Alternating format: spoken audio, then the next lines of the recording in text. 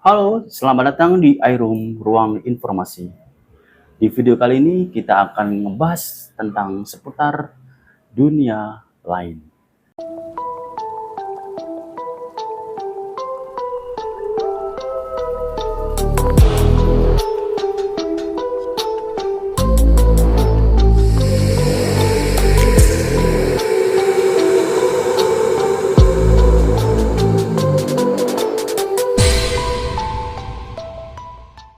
Dan di samping saya ada narasumber yang akan menjelaskan seperti apa dunia lain itu.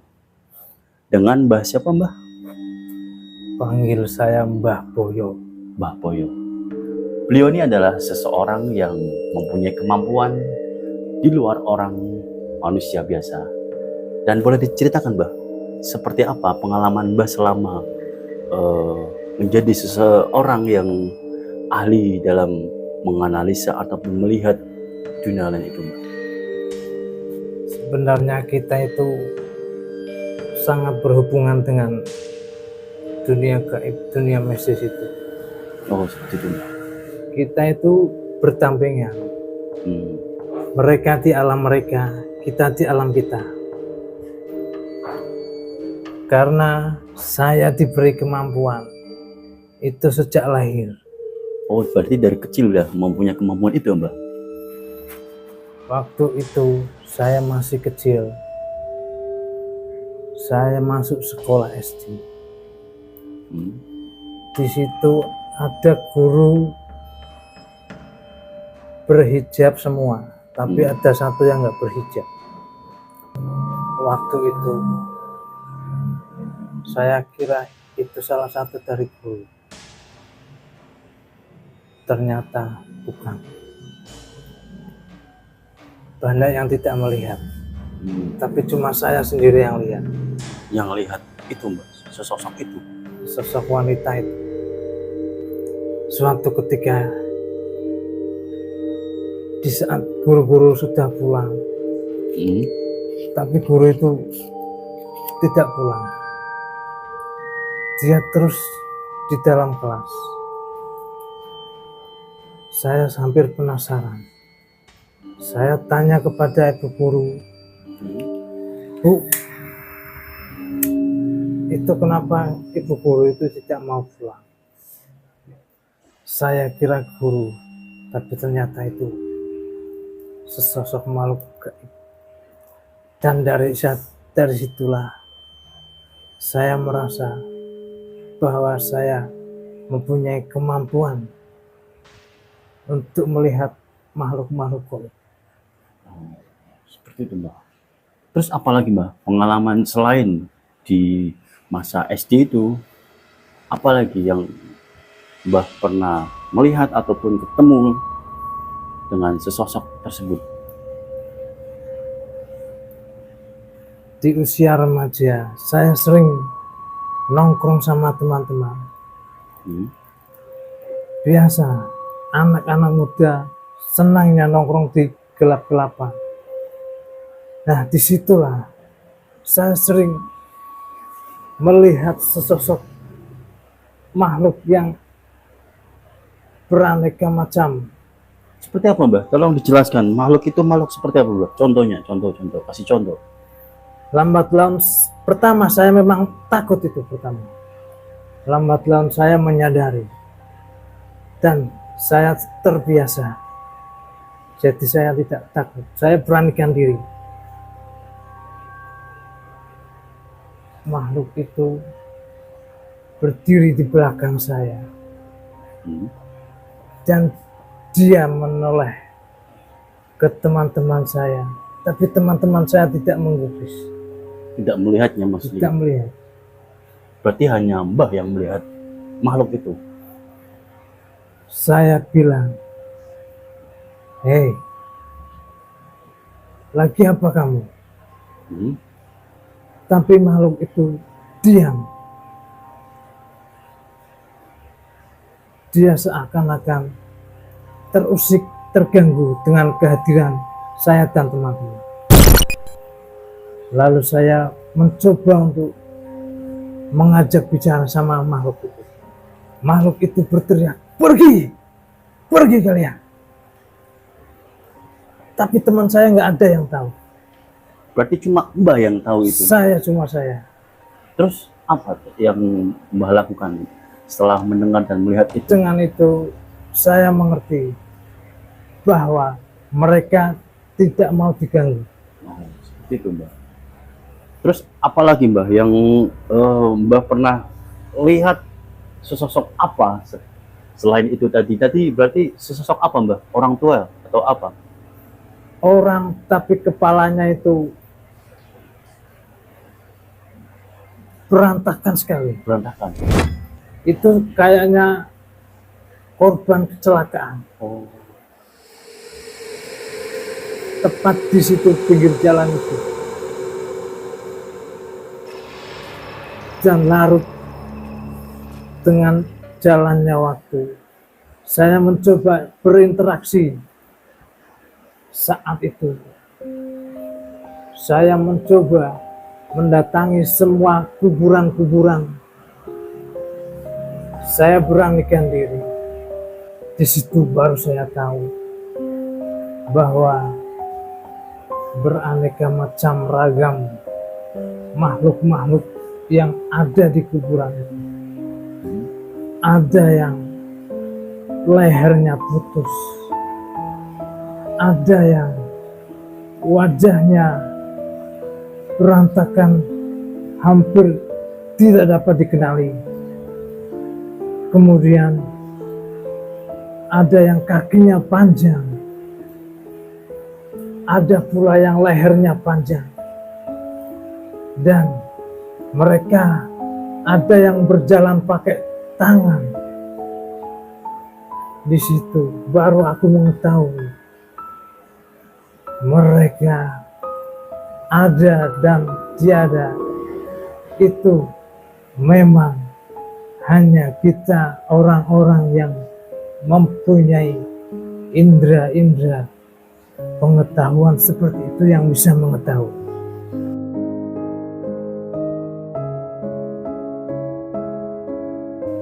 berarti itu bisa dikatakan kalau anak sekarang bilangnya itu indigo. Seperti itu Mbak ya, kemampuan yang orang lain tidak mempunyai itu. Gitu ya Mbak ya? Itu Memang. waktu Mbak masih remaja? Apa masih kecil tuh waktu kejadian itu? Itu saya mencoba berinteraksi itu sudah menjadi remaja. Oh, berarti Mbak udah menganalisa nih. Dari kecil yang tadinya tadi melihat yang sepertinya guru tapi ternyata bukan. Terus setelah dewasa melihat lagi sesosok yang mukanya berantakan, kakinya panjang itu. Berarti itu sudah beranjak dewasa Mbak ya. Terus apalagi Mbak yang Mbak pernah lihat selain makhluk-makhluk itu? Dan di mana waktu itu? Selain melihat dan berinteraksi, saya juga merasakan. Saya bisa merasakan energi-energi positif negatif. Ini ada Mbak sini. Seperti di ruangan ini. Saya merasakan dingin.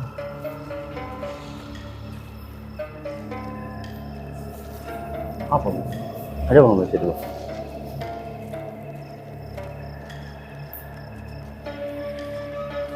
Ini ada sesosok wanita.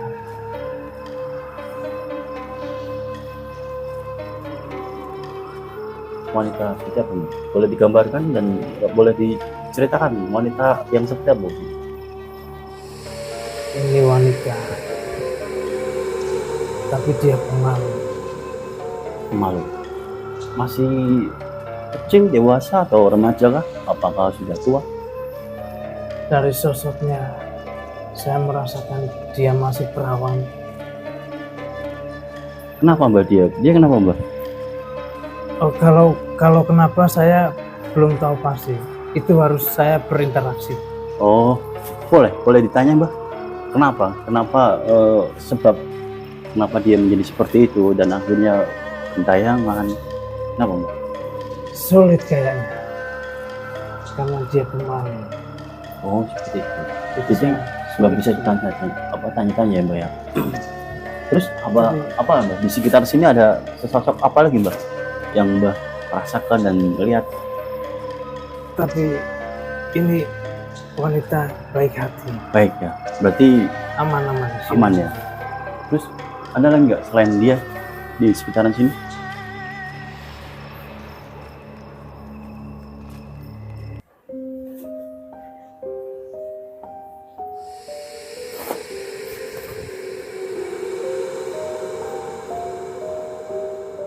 Saya merasakan ini hawa positif. Hal positif. Berarti maksudnya yang di sini baik-baik semua Mbak. Apakah di sini dulu pernah ditinggali orang lain? Nah, tuh ada sosok yang ya bisa dikatakan orang baik lah dulu yang menghuni di sini. Apakah itu juga penyebabnya akhirnya mereka tertarik dengan dia atau gimana?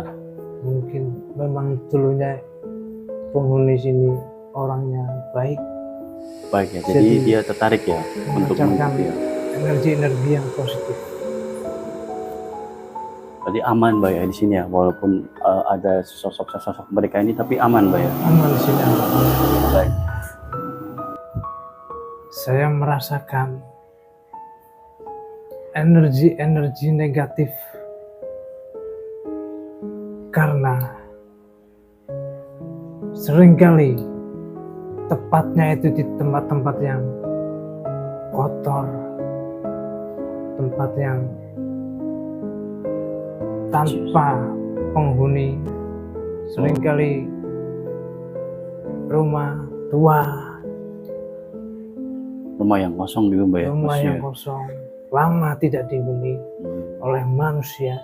Itu kenapa Mbak kok mereka akhirnya tertarik dengan rumah kosong ataupun apa namanya rumah yang sudah lama nggak dihuni itu karena kenapa Mbak? Memang mereka suka tempat yang sunyi, Oh, lembab juga ya karena lembab benar. nggak ada yang huni akhirnya jadi kotor dan lembab dan mereka suka tempat-tempat seperti itu ya Mbak ya. Dan apalagi Mbak yang pengalaman yang Mbak pernah alami selain tadi makhluk-makhluk itu, terus apalagi yang sekiranya itu lebih ekstrim ataupun apa lagi Mbak? Waktu itu di tempat kejadian Gimana Mbak? itu di jalan raya, tepatnya itu setelah kecelakaan. Kecelakaan maut tragis memakan korban. Di saat itu tempat kejadian habis kecelakaan mobil memakan korban, semua meninggal dunia. Ada berapa Mbak korbannya waktu itu Mbak? Menurut pengamatan mata batin saya melihat ada 5 korban jiwa. Ada 5 korban jiwa. Oh, berarti itu satu keluarga atau teman atau apa Mbak? Saya tidak tahu pasti itu keluarga apa teman. Oh, Tapi saya melihat di situ ada kepala tanpa tubuh,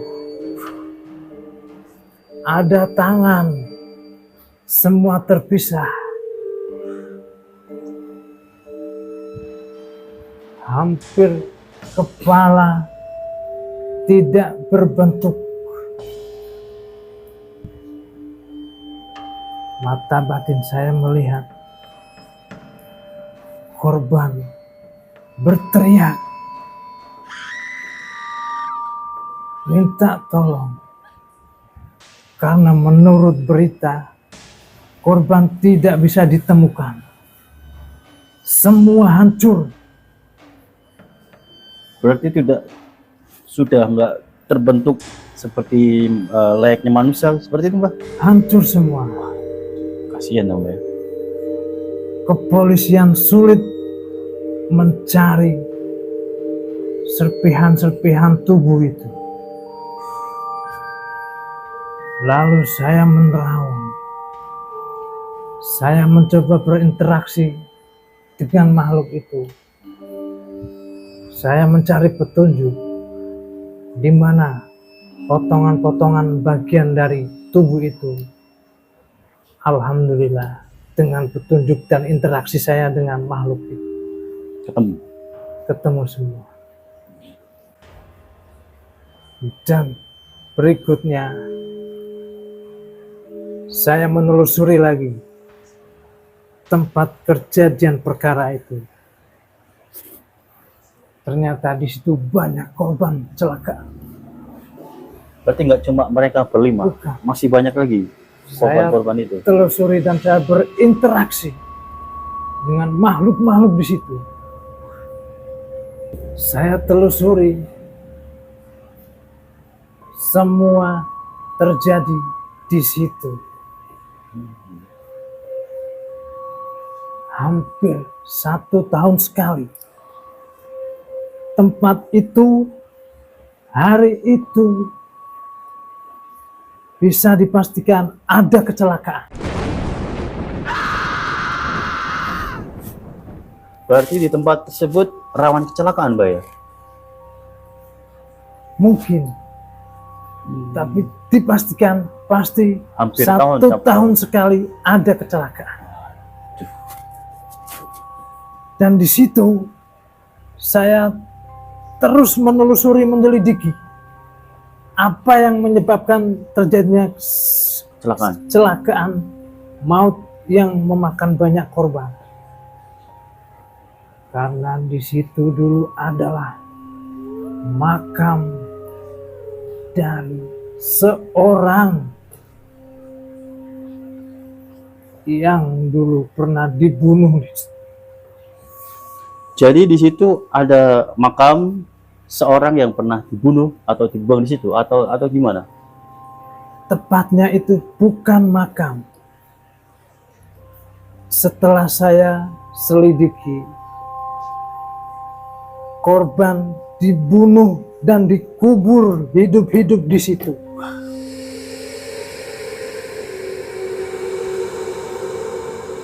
Berarti itu kenapa, Mbah? Perampokan atau apa, Mbah? Saya mencoba bertanya kepada penghuni itu. Pertama, dia tidak mau menjawab. Terus Dia memang menginginkan di situ harus ada orang yang meninggal. berarti bisa dikatakan dia itu mencari teman gitu, Mbak ya? Bisa jadi. Bahkan dia mencari semua orang yang berhubungan dengan pembunuhnya. Oh, berarti dia itu sebetulnya mencari sesosok pembunuh itu, dan siapapun yang berkaitan dengan pembunuh itu maka akan bisa dikatakan kayak menjadi tumbal gitu, Mbak ya? Atau gimana? Bisa jadi. Karena korban mengatakan, setelah saya tanya lebih dalam, korban adalah petani di situ yang seringkali mencari rumput untuk hewan ternak. Petani itu membawa sepeda. Ada segerombolan pria-pria muda naik motor dengan keadaan mabuk. Petani itu lewat, tapi pemuda itu tidak mau kalah.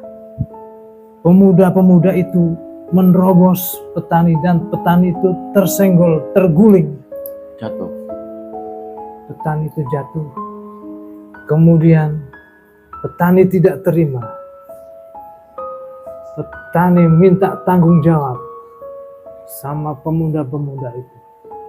Di situ terjadilah percecokan dan terjadi perkelahian. Karena petani itu membawa golok celurit buat cari rumput. Petani itu mencoba mengacungkan celurit itu ke pemuda-pemuda itu. Tapi pemuda itu tidak mau kalah sama orang tua. Mereka mengeroyok, mereka memukuli,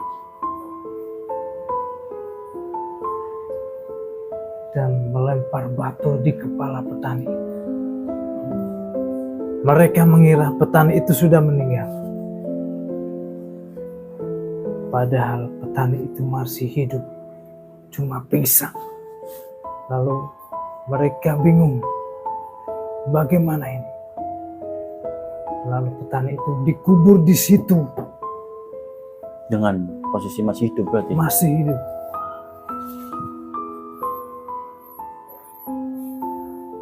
Petani itu sampai meninggal di dalam kubur. Dan jadi gentayangan. Terus akhirnya mencari tumbal itu, Mbak. Mencari teman ya. Setiap gerombolan-gerombolan yang atau bergundal-bergundal, petani itu ingin membalas dendam.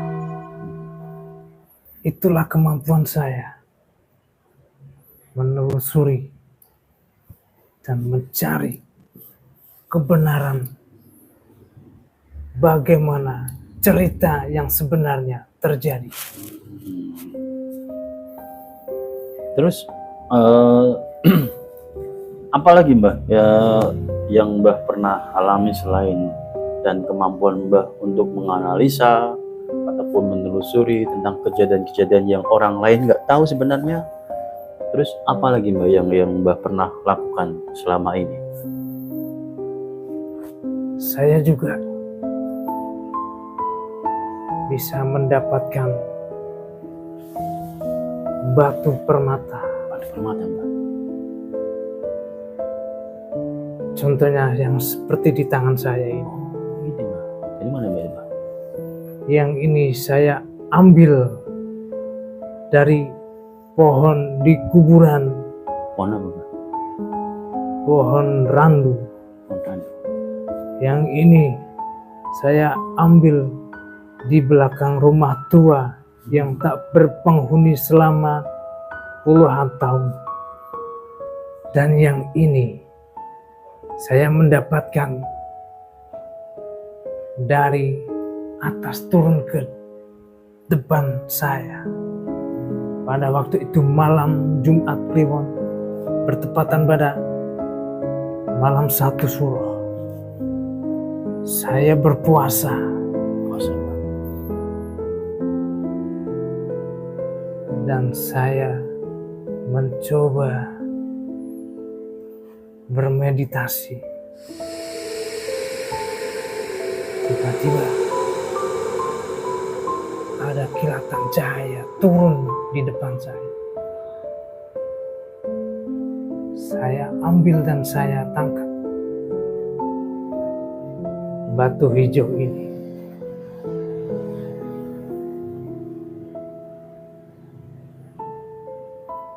Tapi ini tidak sembarangan saya mendapatkan semua.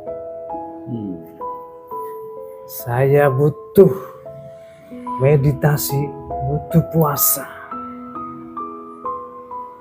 dan kerja keras untuk mendapatkannya. Ini apa namanya?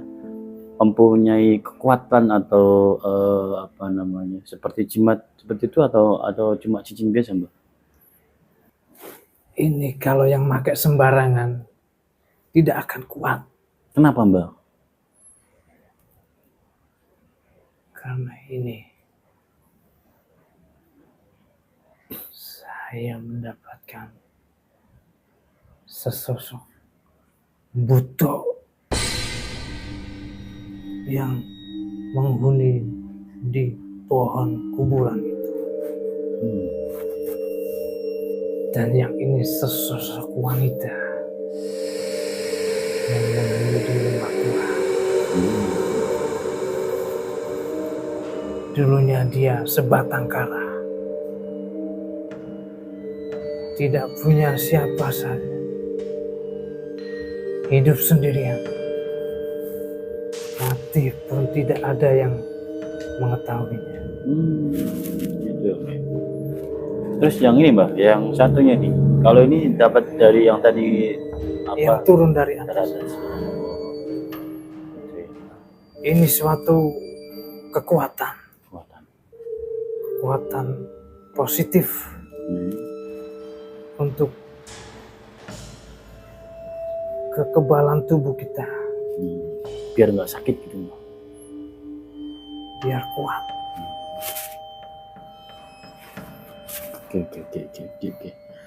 Oke, mungkin itu aja Mbak, atau ada lagi yang bisa diceritakan Mbak buat informasi teman-teman yang ada di rumah?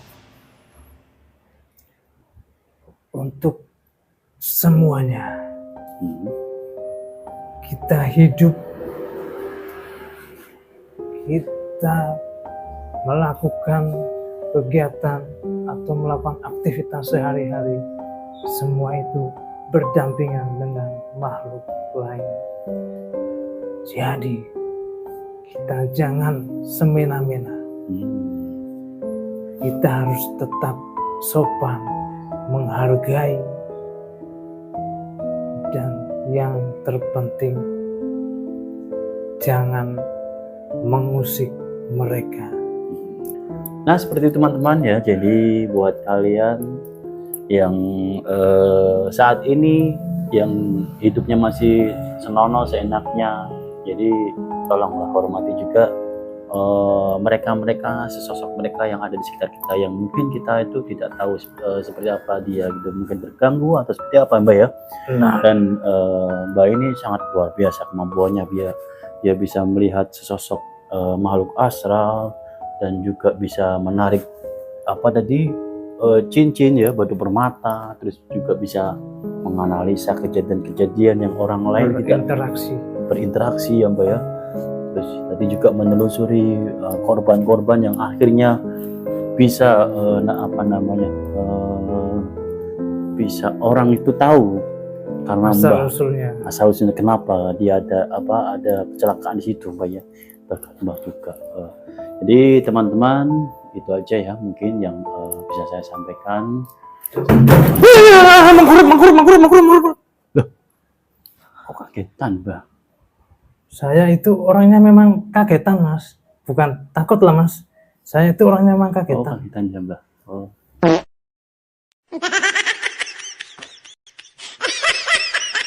Orang saya dengar token listrik aja saya kaget kok Mas.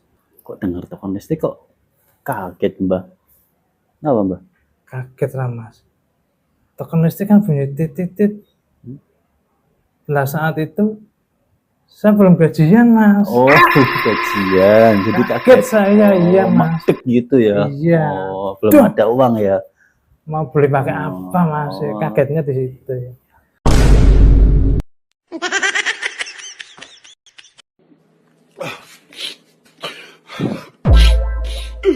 Oke teman-teman, mungkin itu aja karena ini sebelah ada orang meninggal Mbak, jadi nggak enak juga kan Mbak, nanti kalau sebelah ada yang meninggal Mbak.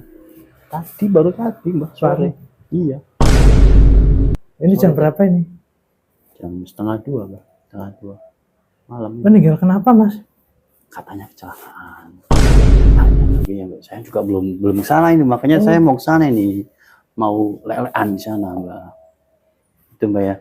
Oke teman-teman, terima kasih ya yang sudah menyimak video kali ini. Jangan lupa juga buat teman-teman untuk subscribe ataupun share ke teman-teman semuanya, buat kalian yang baru saja bergabung ya. Dan Mbak, terima kasih ya Mbak Boyo sudah mampir di sini ya Mbak ya. Iya, sama-sama Mas. Terima kasih Mbak. Mas, ntar saya pulangnya minta diantar Mas ya. Diantar juga. Tolonglah Mas. Ntar diantar sampai jalan sana Mas ya. Lah kenapa emang? Enggak apa-apa, saya enggak suka sendirian Mas. Oh gitu. Tolong Ya, Mas ya. nanti sekalian bawa mayat itu mbak ya. Enggak, saya diantar dulu saja. Iya sekalian nanti kan ngubur sekalian kan. Bawa sekalian mayat ya. Tolong sih Mas, saya diantar dulu Mas ya. Yes mbak, iya mbak. Ya, anter, yuk pulang.